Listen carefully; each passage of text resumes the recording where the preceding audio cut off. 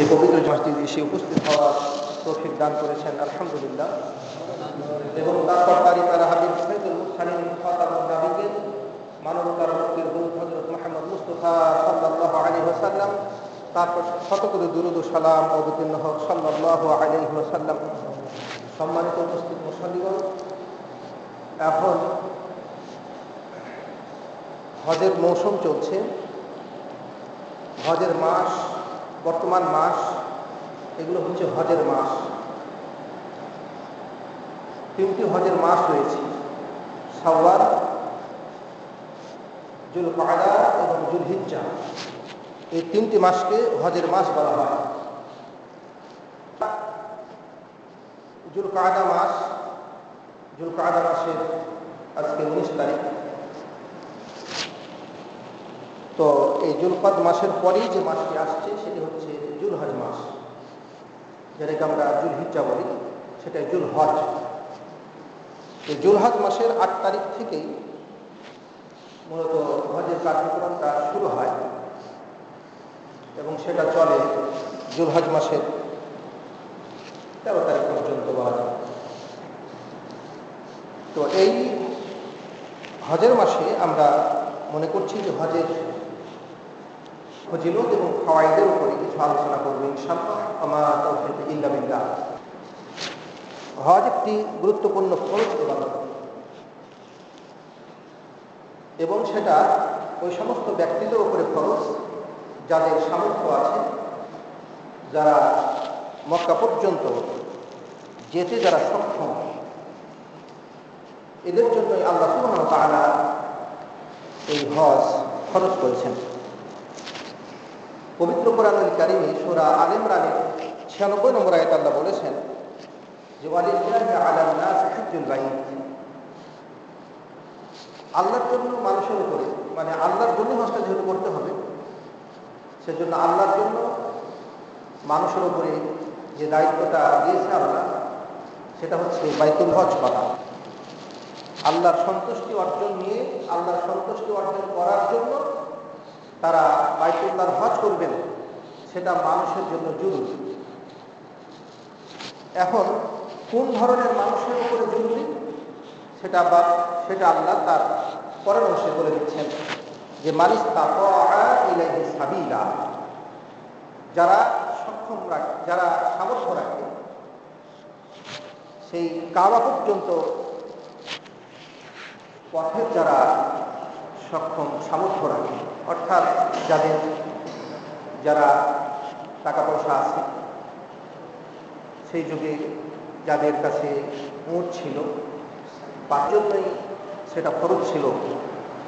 বর্তমানে এখন যারা জাহাজে যাবেন, পানি জাহাজে হোক, আগুন জাহাজে হোক, যারা জাহাজে যাবেন, যদি জাহাজের টাকাটা থাকে, সেখানে থাকার, খাওয়ার,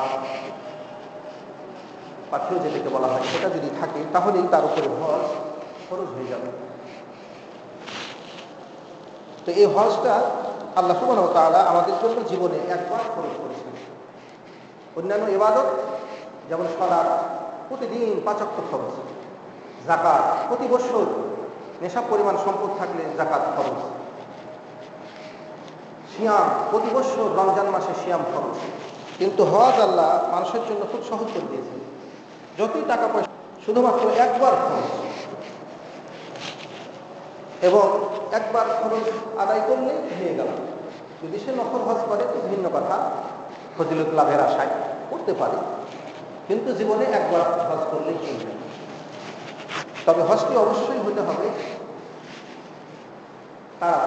তাড়াতাড়ি। মানে হচ্ছে কি, যে যখন হজ ফরজ হলো, যেন খুব একটা বিলম্ব না করা হয়। বেশি সময় বিলম্ব করলে পারে অনেক সময় হজ ছুটে যেতে পারে, হজ না করে মারা যেতে পারে। সেজন্য রাসূল সাল্লাল্লাহু আলাইহি ওয়াসাল্লাম বলেছেন যে যার উপরে হজ ফরজ হচ্ছে, হজ করার ইচ্ছা করছেন, তারা যেন তাড়াতাড়ি হজটা করে ফেলে।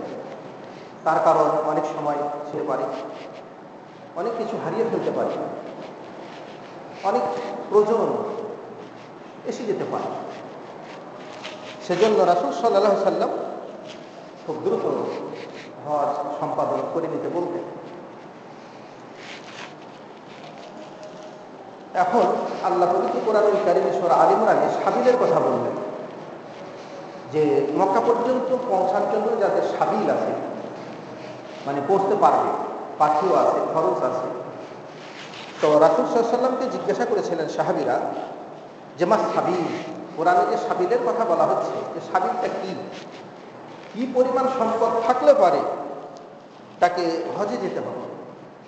সাল্লাম বলেছিলেন যে আযার ওয়া রাহিলা, জাত মানে পাথিও, অর্থাৎ হজে যাওয়া আসা এই সময়ে যে সমস্ত খাদ্য খাবার তার দরকার, সেই খাদ্য খাবারটা আছে, তার আছে, তার পরিবারে আছে, পরিবারের জন্য রেখে দিতে হবে। যদি 1 মাস টাইম লাগে সে ওখানে থাকবে, সে 1 মাসের খরচ সেখানে তাকে বহন করার সামর্থ্য থাকতে হবে, এবং পরিবারকে যে রেখে যাচ্ছেন তাদের জন্য 1 মাসের খাবার যেন থাকে।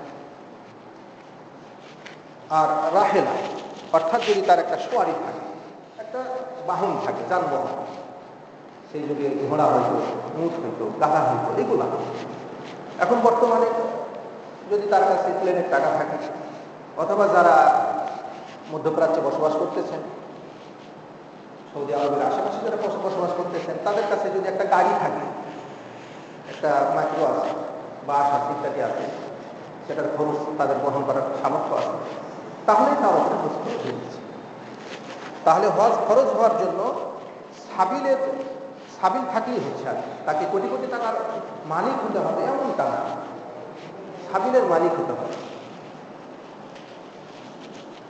তো জীবনে একবারই হজ খরচ, সেটা আমাদেরকে দ্রুত করতে হবে, যেহেতু রাসূল সাল্লাল্লাহু আলাইহি ওয়াসাল্লাম বলেছেন যে যাদের উপরে যারা হজ করার ইচ্ছা করছেন তারা যেন দ্রুত হজ করে ফেলে। আল হজ্জ আশহুরুম মা'লুমাত, সূরা বাকারাতে আল্লাহ বলছেন 197 নম্বর আয়াতে যে হজের জন্য রয়েছে নির্দিষ্ট কয়েকটি মাস। হজের মাস নির্দিষ্ট কয়েকটি মাস, অর্থাৎ শাওয়াল মাস থেকে হজের মাস গণনা হয়। শাওয়াল, তারপরে যুলকাদা এবং যুলহিজ্জা। শাওয়াল মাস থেকে হজের মাস শুরু। এর অর্থ হচ্ছে যে কেউ যদি হজ করতে যায় তাহলে শাওয়াল মাস থেকে তিনি হজের নিয়তে ইহরাম বেঁধে হজ করার জন্য মক্কায় যেতে পারবেন। আর যদি শাওয়ালের আগে কেউ মক্কায় যায়, যেমন রমজান মাসে যায় বা অন্য কোনো মাসে যায়, তাহলে কিন্তু তিনি হজের নিয়তে হজের ইহরাম বেঁধে মক্কাতে যেতে পারবেন না। তো যদি মনে করে যে আমি রমজান মাসে যাচ্ছি, আমি উমরার ইহরাম বেঁধে নিলাম, হজেরও বেঁধে নিলাম, তো চলবে না, যেহেতু হজের মাস শুরু হয়নি। সে শুধুমাত্র উমরার ইহরাম বেঁধে উমরা করতে পারবে। আর হজের মাস যখন শুরু হলো, অর্থাৎ শাওয়াল মাস যখন শুরু হলো, তখন পৃথিবীর যে যেখান থেকেই আসুক না কেন, তারা হজের নিয়তে, হজের যে মিকাত আছে যেখান থেকে হজের ইহরাম বাঁধতে হয়, শাওয়াল মাস থেকে হজের ইহরাম একসাথে হজ এবং উমরা উভয়টির ইহরাম বাঁধতে পারে। অথবা সে যদি মনে করেন যে আমি ইহরাম বাঁধলাম, পরে যুলহজ মাসের 8 তারিখে আমি হজের ইহরাম বাঁধবো মক্কা থেকে, সেটাও বাঁধতে পারে। তো আল্লাহ বলছেন যে আল হজ্জ আশহুরুম মা'লুমাত, হজের জন্য রয়েছে নির্দিষ্ট কয়েকটি মাস। সেটা তো আমরা জানলাম, শাওয়াল এবং যুলকাদা এবং যুলহিজ্জা। এখন বর্তমান মাসটি হচ্ছে যুলকাদা, তারপরে আসবে যুলহিজ্জা। তো আল্লাহ বলছেন যে ফামান ফারাদা ফীহিল হজ্জ, এই মাসে যাদের হজ ফরজ হলো, অর্থাৎ হজের মাসে যাদের হজ ফরজ হলো, ফালা রাফাসা ওয়ালা ফুসুকা ওয়ালা জিদালা ফিল হজ, সেজন্য হজ করতে যেয়ে কোনো ধরনের রাফাস না করে, প্রেম প্রীতিমূলক কথাবার্তা ইত্যাদি এই ধরনের কিছুই না করে। ইহরাম বাঁধার পরে এই ধরনের কাজকর্ম সব নিষিদ্ধ থাকে। যদি কেউ স্ত্রী নিয়ে হজ করে তাহলে রাফাস করতে পারবে না, তার সাথে সহবাস সহ ইত্যাদি এই সমস্ত কাজ কাম এগুলো হারাম হয়ে যায় ইহরাম অবস্থা যতদিন সে থাকে। ওয়ালা ফুসুক, এবং নিষিদ্ধ যেগুলো কাজ, ইহরাম অবস্থায় যেগুলো নিষিদ্ধ কাজ সেগুলোও করতে পারবে না, এবং এমনি ফাসিকি কাজ যেগুলো, পাপ কাজ যেগুলো, সেগুলো করতে পারবে না। ওয়ালা ফুসুক, কোনো ধরনের ফাসিকি কাজ সে করবে না। ওয়ালা জেদাল, এবং কোনো ধরনের জেদাল করবে না, ঝগড়াঝাটি এগুলো করবে না। তো ওমা তাফআলু মিন খায়র, তোমরা যেই ভালো কাজগুলো করবে, আল্লাহ সুবহানাহু ওয়া তাআলা সেই ভালো কাজ সম্পর্কে অবগত রয়েছেন। সেগুলোর প্রতিদান তিনি তোমাদেরকে দিবেন। এবং তোমরা পাখিও নিয়ে যাও। অর্থাৎ হজ করতে গেলে হজের মৌসুমে সেখানে থাকতে যে খরচটা হয় সেই খরচটা তোমরা নিয়ে যাও। তার কারণ যে সেই সময় ইয়েমেন থেকে কিছু মানুষ, বাহির থেকে কিছু মানুষ আসতো, তারা খালি হাতে চলে আসতো।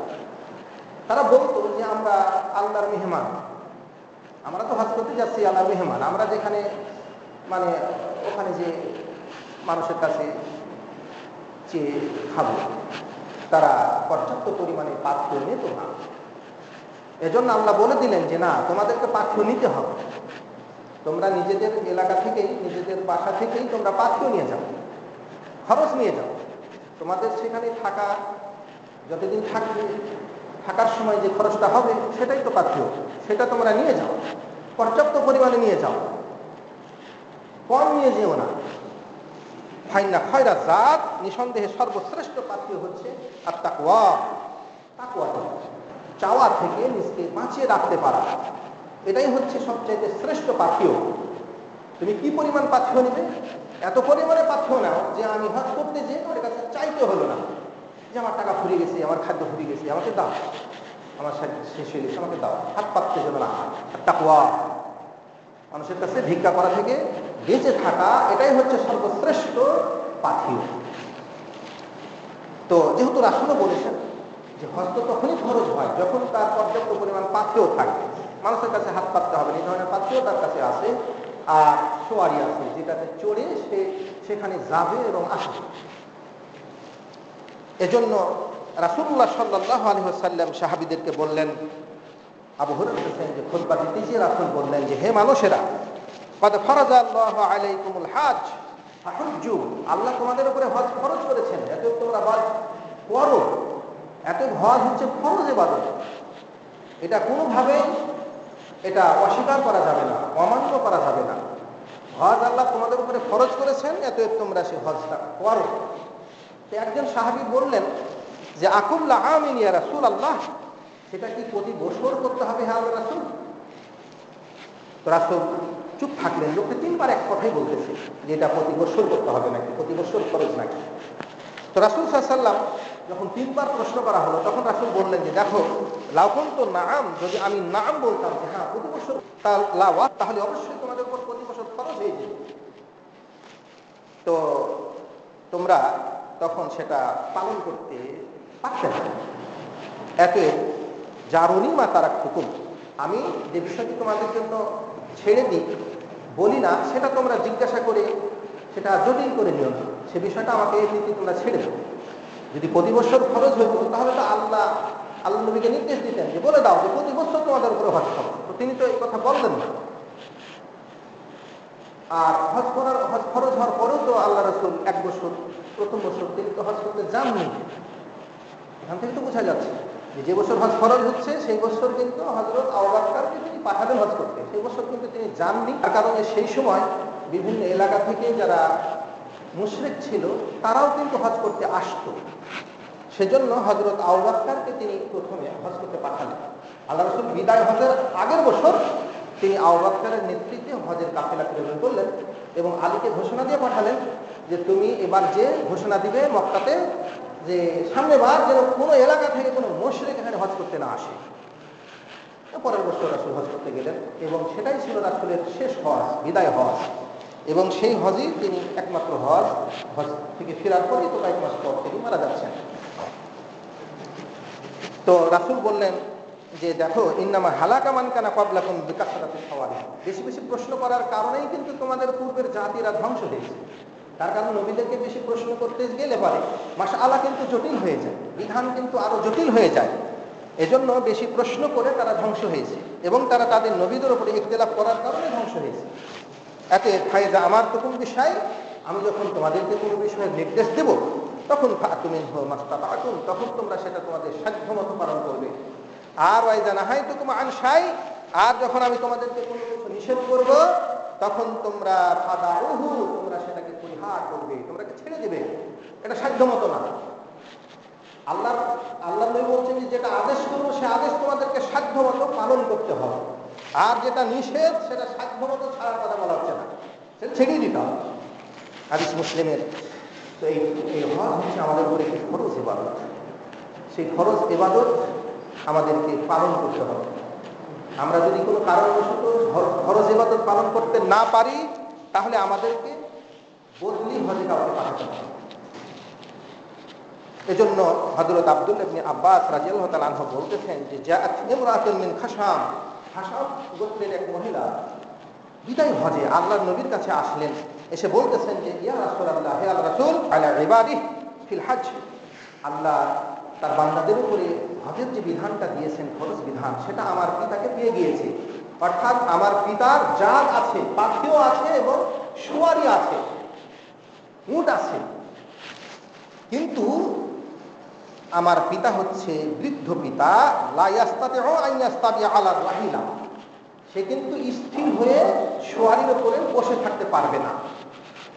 তাহলে বোঝা গেল যে বুড়ো হয়ে গিয়েছে, কিন্তু তার উপরে হজ ফরজ হয়েছে। তো আল্লাহ নবী কিন্তু বললেন না যে তোমার বাপ যেহেতু বুড়া হয়ে গিয়েছে সেজন্য তোমার বাপের উপর হজ ফরজ না, সেটা কিন্তু বললেন না তিনি।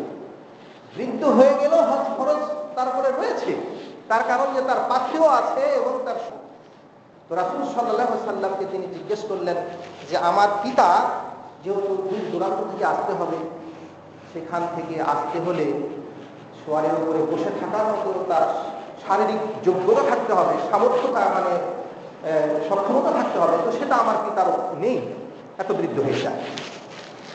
তো ফাহাল ইয়াকজিয়া আন আন আহুজ্জা আন, আমি যদি তার পক্ষ থেকে হজ করি তাহলে কি সেই হজটা তার পক্ষ থেকে আদায় হবে?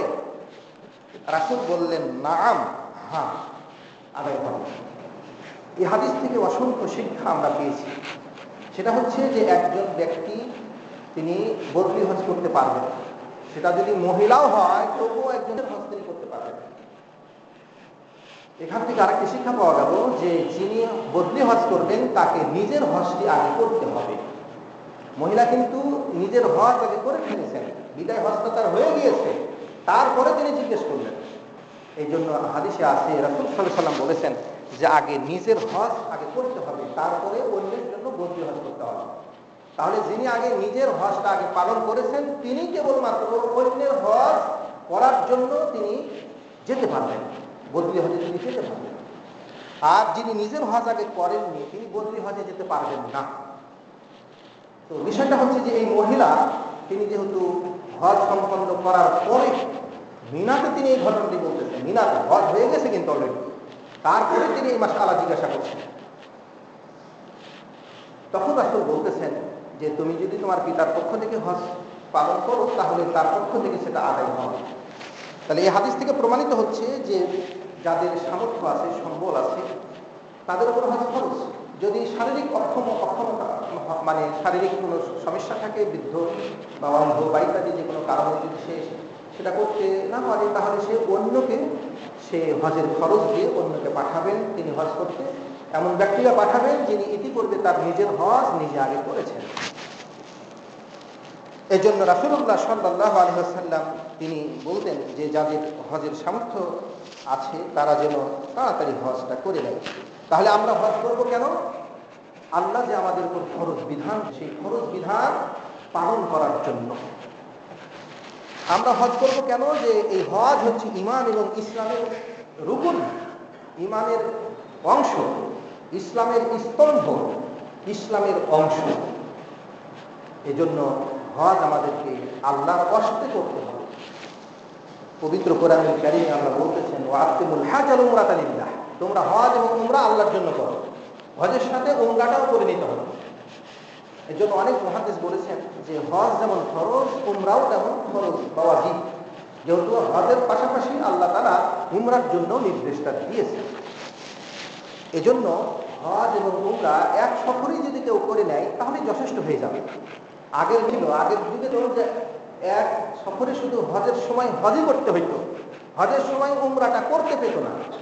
কিন্তু আল্লাহর নবী আমাদের জন্য আল্লাহর নবীর মাধ্যমে আমাদের জন্য আমাদের এই সহজ করে দিয়েছে। হজ এবং উমরা আমরা একই সফরে, একই ইহরামে, একই খরচে আমরা করে নিতে পারছি। যারা আমরা বিভিন্ন জায়গা থেকে হজের জন্য যাচ্ছি, যারা বেশি দিন আগে যান তারা মূলত উমরার ইহরাম বেঁধে যান। তার কারণ যে একসঙ্গে যদি হজ এবং উমরার ইহরাম বেঁধে যান তাহলে হজ এবং উমরা দুটা সম্পন্ন করার পরেই যা ইহরাম মুক্ত হতে পারবেন। ইহরাম হচ্ছে একটি অবস্থার নাম, যে একটি সাদা কাপড় পরে থাকবে, সাদা গাইতে থাকবে এবং কোনো ধরনের কাজ, নিষিদ্ধ অনেক কাজ আছে সেগুলো করতে পারবে না। সুগন্ধ মাখা, তেল মাখা, আর অনেক কিছু আছে, এগুলো করতে পারবে না। সেজন্য ইহরাম অবস্থাতে বেশি দিন থাকাটা খুব কষ্টকর হয়। এজন্য যারা আগে যান, কারণ হজ হবে এখন 1 মাস পর, তো যারা 1 মাস আগে যারা যাচ্ছেন তারা কিন্তু অলরেডি হজের ইহরাম বেঁধে যাচ্ছেন না, তারা ঢাকা থেকে এখান থেকে উমরার ইহরাম বেঁধে যাচ্ছেন। তারপরে তারা উমরা আদায় করে, উমরাটা হচ্ছে কি, উমরাটা হচ্ছে যে মক্কা শরীফে যাবেন, যে হাজির আসলে চমা দিতে বললে চমা দিলেন, সেখান থেকে 7টা চক্কর দিবেন কাবা শরীফে, দেওয়ার পরে 2 রাকাত সালাত করবেন, সালাতের পড়ার পরে সাই করবেন, সাফা মারওয়া সাই করবেন 7 বার, তারপরে মাথার চুল ছোট করবেন। এই কাজটার নাম হচ্ছে উমরা। উমরা হয়ে গেল। এই উমরা যখন হয়ে গেল তখন তিনি স্বাভাবিক অবস্থায় ফিরে আসবেন, আর ইহরাম অবস্থায় তাকে থাকতে হচ্ছে না। তখন তিনি পাঞ্জাবি স্বাভাবিক যেগুলো পোশাক সেগুলো পরে তখন তিনি থাকবেন। তারপরে যখন জিলহজ মাসের 8 তারিখ হবে, তখন যে যেখানে আছে, কেউ যদি মদিনাতে থাকে তাহলে মদিনাতে জুলহুলাইফা আছে, ওখান থেকে ইহরাম করে ইহরাম বেঁধে চলে আসবেন মক্কাতে। যদি কেউ মক্কাতেই থাকেন, থাকার জায়গা মক্কাতেই আছে, তাহলে তিনি মক্কা থেকে ইহরাম বেঁধে তখন তালবিয়া করতে করতে চলে যাবেন মিনা 8 তারিখ। তাহলে 8 তারিখের দিনে হজের জন্য আবার সেখানে ইহরামটা বাঁধতে হচ্ছে। তো এজন্য যারা আমরা বেশি দিন আগে যাই তারা কিন্তু মূলত উমরার ইহরাম বেঁধে যায়। তো এটা আমাদের জন্য আল্লাহ সহজ করে দিয়েছে। আগে মানুষ কিন্তু হজের সময় 1 সফরে হজ আর উমরা দুটো করতে পারত না, কিন্তু আমাদের জন্য আল্লাহ এটা সুযোগ করে দিয়েছেন যে আমরা এই দুটি ইবাদত, হজ এবং উমরা, দুটি কিন্তু আলাদা আলাদা ইবাদত, এই দুটি ইবাদত কিন্তু আমরা একই খরচে একই সফরে করতে পারছি। তো এই জন্য আল্লাহ বলছেন যে তোমরা হজ এবং উমরা এটা আল্লাহর জন্য তোমরা পরিপূর্ণ করো, আতিম্য, পূর্ণ করো, আল্লাহকে রাজি খুশি করার জন্য করো। তো এই জন্য হজ আর উমরা একসঙ্গে করা যায়। কিন্তু হজটাকে বলা হচ্ছে ইসলামের অন্যতম একটি স্তম্ভ, এবং এই স্তম্ভকেও যদি অস্বীকার করে তাহলে সে চিরস্থায়ী জাহান্নামে কাফের।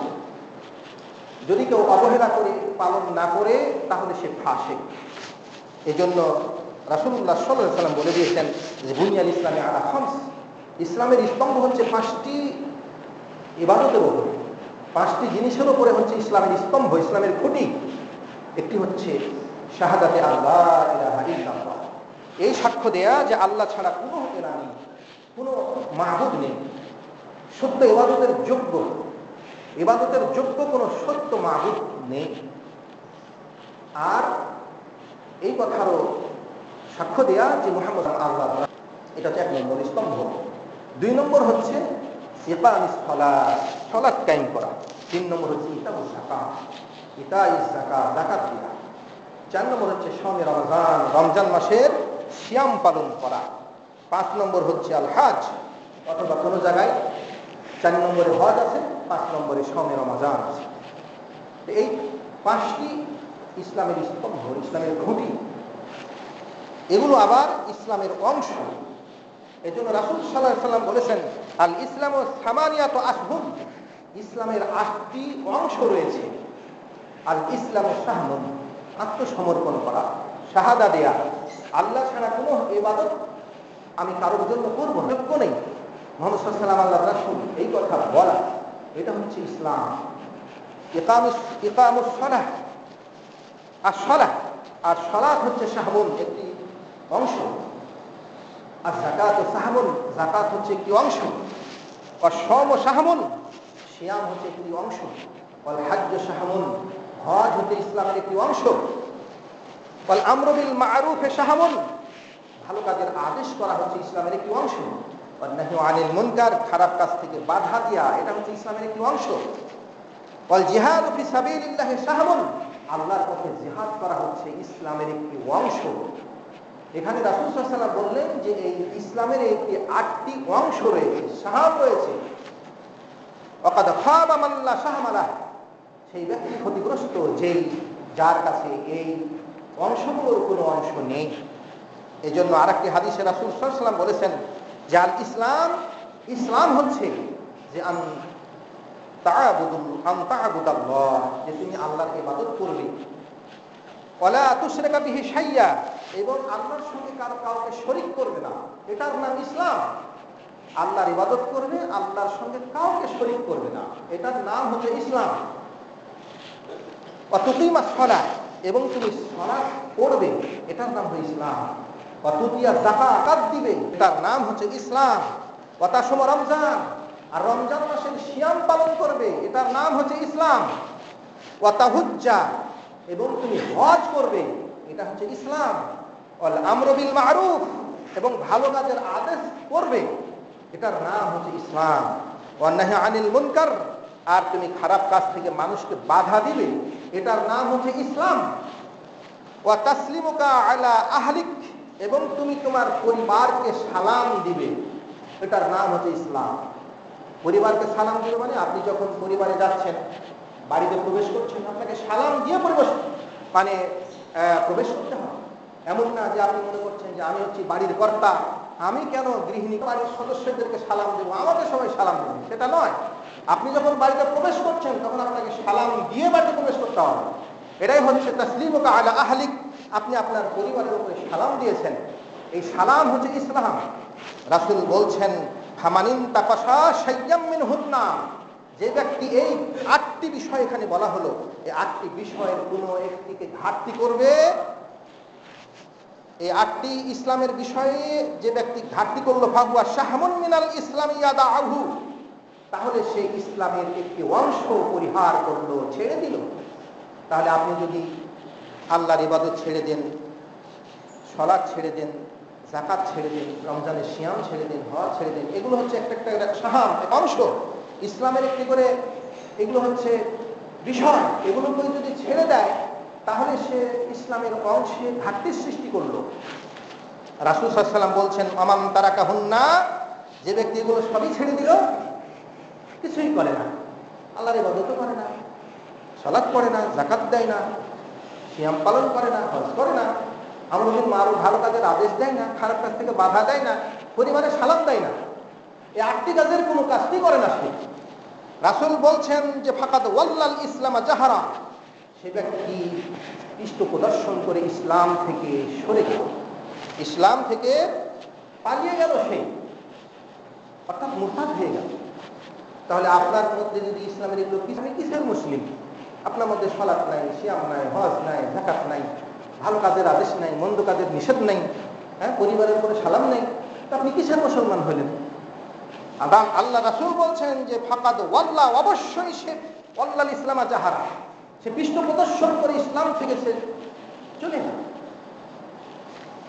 এজন্য রাসূলুল্লাহ সাল্লাল্লাহু আলাইহি ওয়াসাল্লাম বলেছেন যে আমি 3টি বিষয়ে শপথ করে বলতেছি, যে 3টি বিষয় যার মধ্যে থাকবে, 3টি বিষয়ের উপর আমি শপথ করছি, শপথ করে 3টি বিষয় বলছি।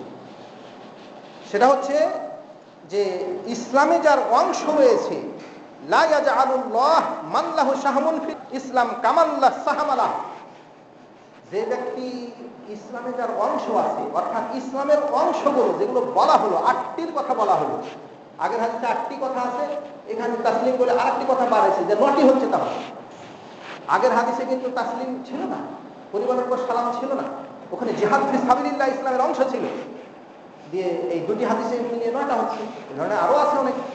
তো রাসূল সাল্লাল্লাহু আলাইহি ওয়াসাল্লাম বলতেছেন যে যার মধ্যে ইসলামের অংশ আছে, সেই ব্যক্তিকে আল্লাহ করবেন ওই ব্যক্তির মতো লা শাহমালা, যার কোনো অংশ নেই, সেটা আল্লাহ করবেন না। ইসলামে যার অংশ আছে, ইসলামের যে অংশগুলো যারা পালন করতেছেন, তাদেরকে আল্লাহ যে প্রতিদান দিবেন, তাদেরকে যে মর্যাদা, যাদের মধ্যে ইসলামের অংশ নেই তাদেরকে তা দিবেন না। আপনি মুসলিম, আপনি নিজে দাবি করছেন যে আল্লাহ আমাকে জান্নাত দিবে, আল্লাহ আমাকে ক্ষমা করবে, আল্লাহ আমাকে জাহান্নামে দিবে না, কিন্তু আপনার মধ্যে তো ইসলামের কোনো অংশ নাই, তাহলে আল্লাহ সেটা করবে কেন? আপনার মধ্যে যদি ইসলামের অংশ থাকে তাহলে আল্লাহ আপনাকে দয়া করবে, রহম করবে, আপনাকে জান্নাত দিবে। এজন্য রাসূল বললেন যে আমি শপথ করে বলছি যে যার মধ্যে ইসলামের অংশ নাই তাকে আল্লাহ ইসলামের যার মধ্যে অংশ আছে তাদের মতো করবেন না। তারপরে রাসূল বললেন জেনে রাখো ইসলামের গুরুত্বপূর্ণ অংশ হলো তিনটি। গুরুত্বপূর্ণ, আগের গোলাতে 5টির কথা বলা হয়েছিল, এখানে 3টিকে তিনি গুরুত্ব দিয়ে আসন আছেই, এই 3টি আসন থাকতেই হবে। তার মধ্যে হচ্ছে সালাত থাকতে হবে, আর সাওম সিয়াম থাকতে হবে, আর যাকাত থাকতে হবে। এগুলো তিনি বলেছেন আর কি। তো আমরা যাদের আমাদের হজ খরচ হয়েছে তারা আমরা অতি শীঘ্রই হজটা পালন করে করব। হজ আমরা করব কেন?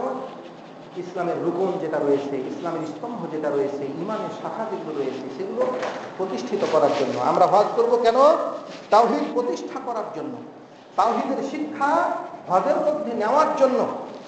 যেমন কাবা গৃহে তওয়াফ করতে হবে, পৃথিবীর কোথাও তওয়াফ চলবে না, শুধুমাত্র তওয়াফ চলবে শুধুমাত্র কাবাকে ঘিরে। কাবা ছাড়া পৃথিবীর আর কোথাও তওয়াফ করা যাবে না, এটাই তাওহীদ। পাথর, হাজরে আসওয়াদ পাথর আছে, সেই হাজরে আসওয়াদ কোন পাথরকে বরকতের আশায় চুমু দেওয়া যাবে না, চুম্বন করা যাবে না, হাজরে আসওয়াদকে চুম্বন করতে হবে। পৃথিবীর কোনো গাছ, কোনো স্থান, কোনো স্থাপনা, কোনো কিছুকেই এইভাবে সম্মান করা যাবে না যেভাবে হাজরে আসওয়াদকে করা হচ্ছে, তাকে চুম্বন করা হচ্ছে, স্পর্শ করা হচ্ছে, অন্য কোথাও সেটা চলবে না। এই হজের মধ্যে রয়েছে তাওহীদের শিক্ষা, তাওহীদ প্রতিষ্ঠার শিক্ষা।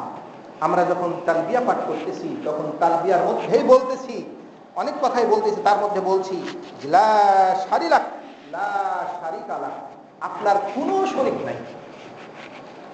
এরপরে আমরা শেষ অংশে বলছি ইন্নাল হামদালিল্লাহ ওয়ান নি'মাত, ইন্নাল হামদা ওয়ান নি'মাতা লাক ওয়াল মুলক, আপনার জন্যই সমস্ত প্রশংসা, আপনার জন্যই সমস্ত নিয়ামত, এবং আপনার জন্যই মুলক, আপনার জন্যই মালিকানা, আপনার জন্যই মুলকিয়াত। আপনি হচ্ছেন মালিক, আমরা অন্য কোনো মালিক মানি না।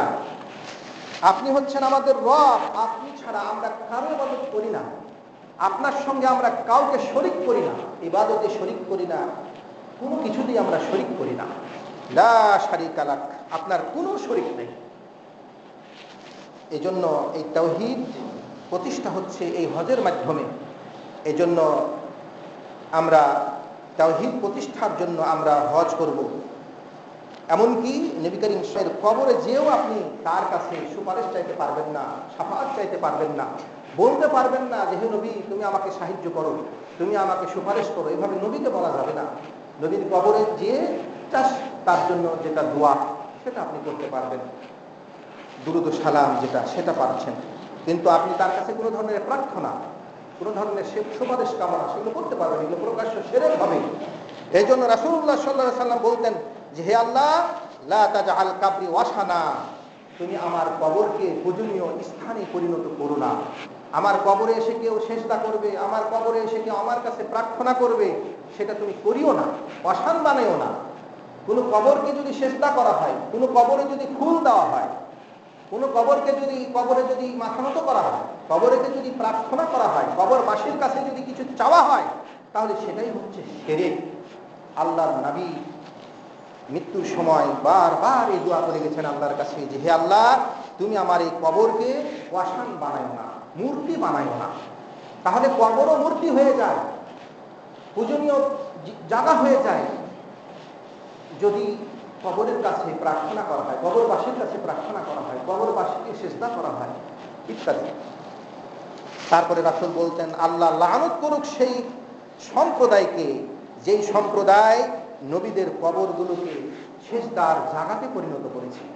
লানাল্লাহু কওমান, সেই লানত করুক আল্লাহ সেই কওমকে, সেই জাতিকে ইত্তাখাযু কুবুর আমবিয়াইহিম মাশাহিদ, যারা নবীদের কবরগুলোকে সিজদার জায়গাতে পরিণত করেছে, অর্থাৎ কবরে যারা সিজদা করে তাদের প্রতি আল্লাহর লানত, আল্লাহ তাদেরকে লানত করুন। এতে যারা কবরে সিজদা দেয়, পীরকে সিজদা দেয়, মাজারে সিজদা দেয়, এরা সব মালউন, এরা সব অভিশপ্ত, এরা সব মুশরিক, এরা চিরস্থায়ী জাহান্নামী কাফের।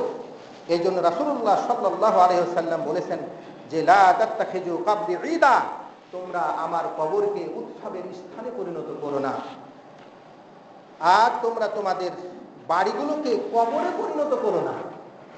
তোমরা তোমাদের বাড়িগুলোতে সালাত করো, কুরআন তেলাওয়াত করো, তাসবিহ তাহলিল করো, এগুলো সব করো। তোমরা আমার উপরে যেখান থেকেই দুরূদ পাঠ করবে, দুরূদ পড়বে আমার উপরে, তোমাদের সেই দুরূদ আমার কাছে পৌঁছে দেওয়া হবে। সেটা আমরা দূর থেকে দিলেও হবে, কাছ থেকে দিলেও হবে। আমরা দূর থেকে যখন আল্লাহর নবীর জন্য দুরূদ পাঠ করতেছি, সেটা আল্লাহ ফেরেশতাদের মাধ্যমে আল্লাহর নবীর কাছে পৌঁছে দিচ্ছেন। আমরা হজ করব কেন?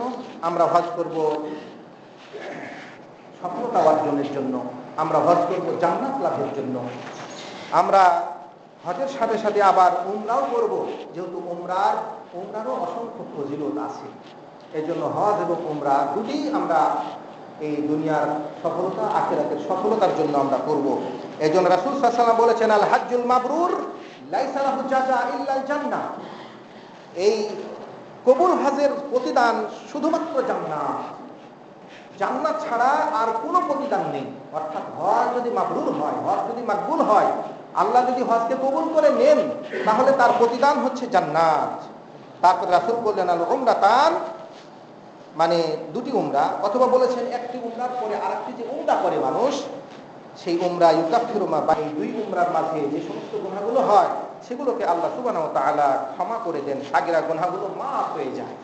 কাবিরা গুনাহের জন্য অবশ্যই তওবা করতে হবে। ইবাদত বন্দিগির মাধ্যমে যে গুনাহগুলো মাফ হয়, সালাতের মাধ্যমে, ওযুর মাধ্যমে, রমজানের সিয়ামের মাধ্যমে, উমরার মাধ্যমে, এগুলো সব হচ্ছে সাগিরা গুনাহ। আর কাবিরা গুনাহের জন্য অবশ্যই তাকে তওবা করতে হবে, ইস্তিগফার করতে হবে।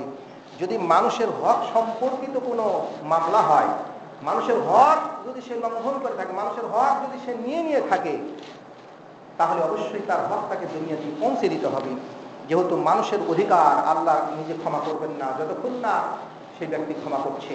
এই জন্য মানুষের কাছ থেকে যদি আপনি কোনো কিছু জোর দখল করে নেন, জবরদখল করে নেন, ছিনিয়ে নেন, নিয়ে নেন, তাহলে অবশ্যই তাকে সেটা পৌঁছে দিতে হবে।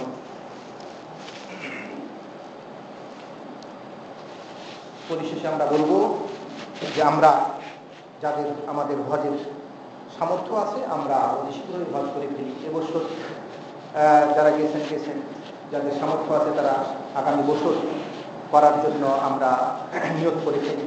যাদের সামর্থ্য আছে, সামর্থ্য বলতে পাখিও আছে, প্লেনের ভাড়া আছে, ওখানে থাকার যে সময়টুকু থাকতে হয়, 1.5 মাস মতো থাকতে হয়, থাকার যে খরচটা সেটা আছে, আর বাড়িতে পরিবারের সেই খরচ আছে। তো এদের উপরেই মূলত হজ খরচ।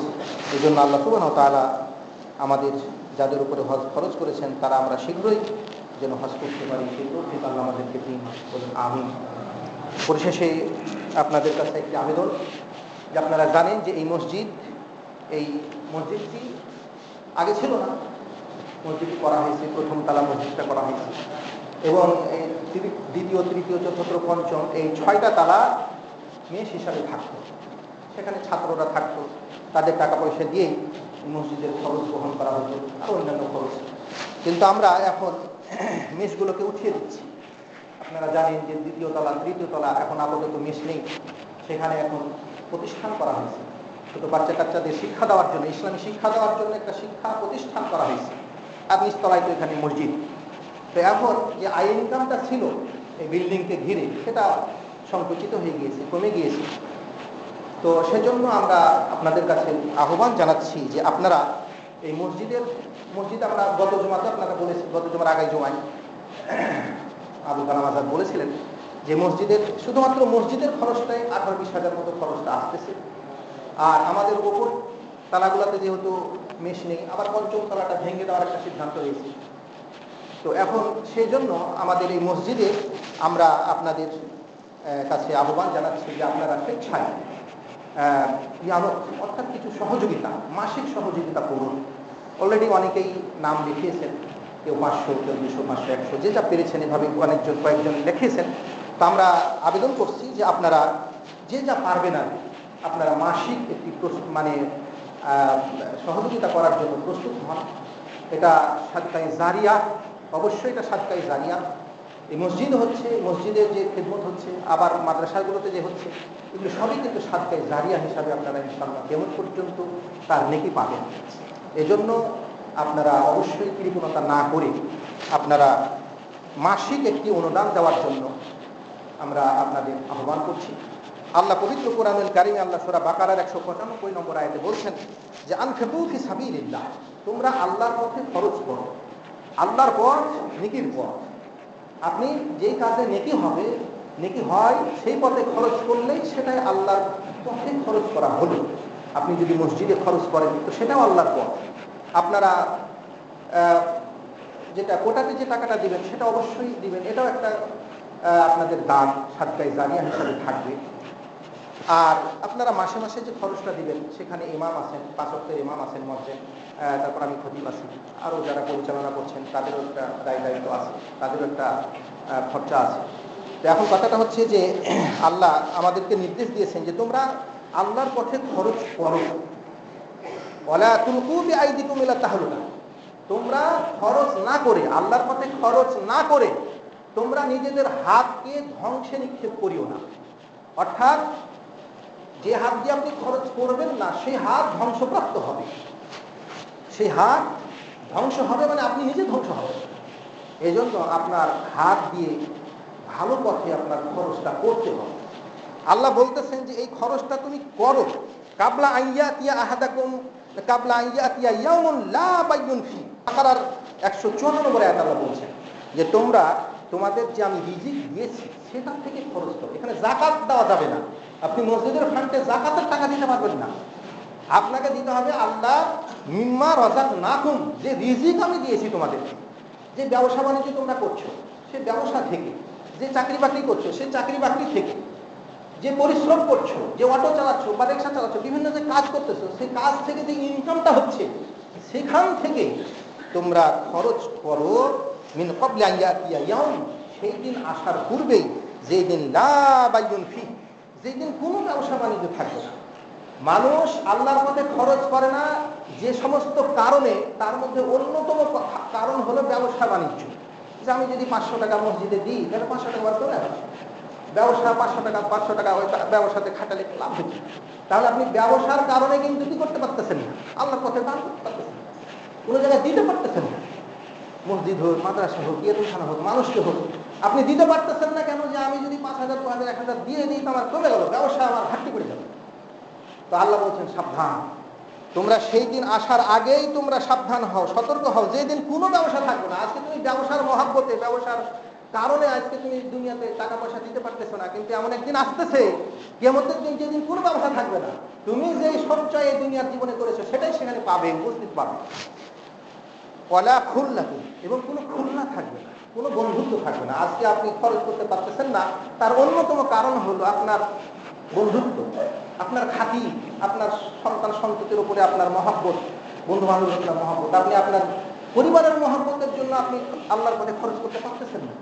যে হ্যাঁ, আমি যদি খরচ করি তা আমার পরিবারের সদস্যদের টাকার ঘাটতি হয়ে যাবে, তাদের জন্য যে সঞ্চয় করতে সঞ্চয় কিছু ঘাটতি হয়ে যাবে। কিন্তু না, কিয়ামতের দিন আপনার সেই খুল্লা, আপনার সেই বন্ধুত্ব, আপনার সেই সম্প্রীতি কোনো কাজে আসবে না। আপনি কার জন্য সঞ্চয় করে রাখছেন কোনো কাজে আসবে না আপনার।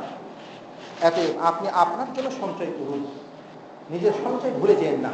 আপনি যেটা আপনার জন্য সঞ্চয় করছেন, মসজিদে মাসিক সঞ্চয় করেন বা যেখানে করেন, ইয়াতিমখানায়, বিভিন্ন জায়গায়, যেগুলো আখেরাতের জন্য আপনার সঞ্চয়ের খাতাতে লিপিবদ্ধ হবে আখেরাতের জন্য, সেখানে সঞ্চয় করুন এবং এটা নিয়মিত করুন। ওয়ালা শাফাআত, এবং কোনো সুপারিশ থাকবে না। সেই দিনকে আল্লাহ বলছেন যে সেই দিনের আসার আগেই তোমরা খরচ করো, অর্থাৎ মরে গেলে আর খরচ করতে পারা যাবে।